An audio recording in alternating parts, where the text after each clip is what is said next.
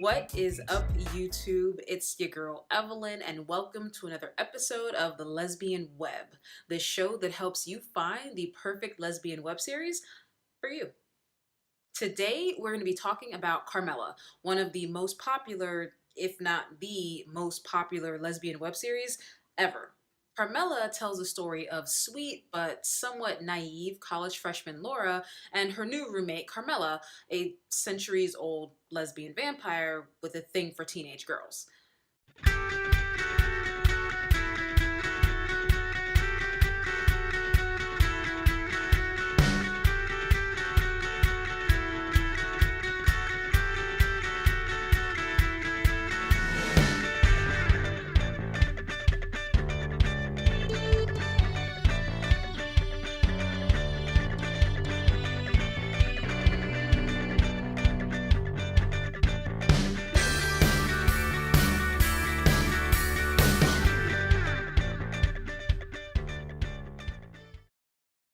So, a lot of reviewers compare Carmilla to shows like Buffy the Vampire Slayer or Veronica Mars, or I've even heard Harry Potter.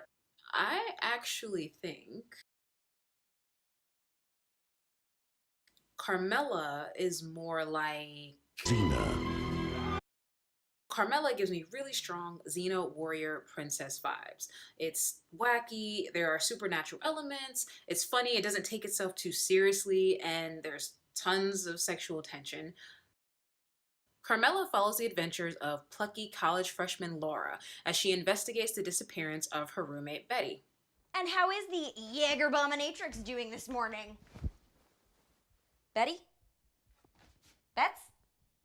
But before Laura can fully grasp what happened to Betty, she gets a new roommate by the name of Carmilla. I have a roommate. Well, don't you catch on fast. No, I mean I have a pre-existing roommate, a prior roommate. Her name is Betty. Oh yeah, where's she? She's missing right now. So basically, Laura and her friends become Nancy Drew and the Hardy Boys. They're sticking their nose into places where it doesn't belong, and they're trying to solve the case. Meanwhile, Carmilla is basically becoming like a roommate from hell. She keeps wearing Betty's clothes. She steals my chocolate. She never cleans anything. She's never awake before 4 p.m. But the sexual tension between her and Laura is just sizzling. What did I like about Carmilla? The first thing I liked is the binge ability of the show.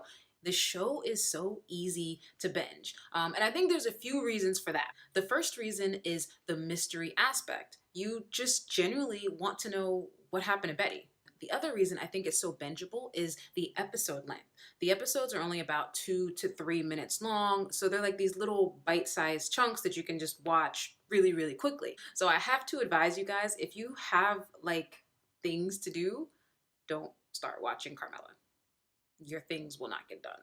The second thing I liked about the show was the single frame camera style, which is just fancy talk for they put the camera on a tripod and they don't move it, which means that we can only see what happens in front of this non-moving camera. And that's both brilliant, but also extremely risky. It's brilliant because as a web series, you're gonna have a limited budget. So a single camera setup cuts down on multiple locations, scenes that are action heavy, having to hire extra. I mean, it saves you tons of money. But it can also be risky because it can easily become boring. I mean, you're staring at the same people in the same room, and instead of seeing the cool stuff that happens, you're only told about the cool stuff that happens. Carmilla took a risk, and I think it paid off. And the reason it paid off, in my opinion, is the strength of the acting, specifically Laura, who's played by Elise Bauman. She's expressive, she's adorable, she's funny, and she's extremely articulate, which I know is a weird compliment, but she's essentially the narrator for everything that happens off camera. So she has to be a good storyteller. She has to be engaging. She has to be someone that you want to watch. And I think she does a really, really good job. And the strength of her acting is really why the single frame camera technique works so well in Carmilla.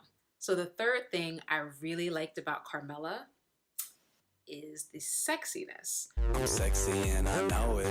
It surprised me. I did not expect this show to be so sexy. But the chemistry between Laura and Carmilla is just, it's off the charts. There's something about you Maybe it's my keen fashion sense. No, it's definitely not that. And I don't want to give away too much if you haven't seen it, but it gets hotter after season 1. So, what I would like to see more of. The first thing is simpler plots. There's a lot going on, and I think the reason why goes back to the single frame camera technique that they used to shoot Carmilla and wanting to keep the show interesting and not boring. They throw a lot of stuff at us plot wise, which would be fine if it was a traditionally shot show and we could actually see all these things happening, but most of those plot points that they throw at us have to be explained by Laura. And again, Elise Bauman does an amazing job, but it can get a little complicated. And if you're not paying close attention, you could easily miss a plot point or two. The second thing I like to see more of is realism. Now, I know the show, it's wacky, it's fun, it's cute, and that's one of the things I really love about it. Like I said, I was a huge Xena Warrior Princess fan. I get it.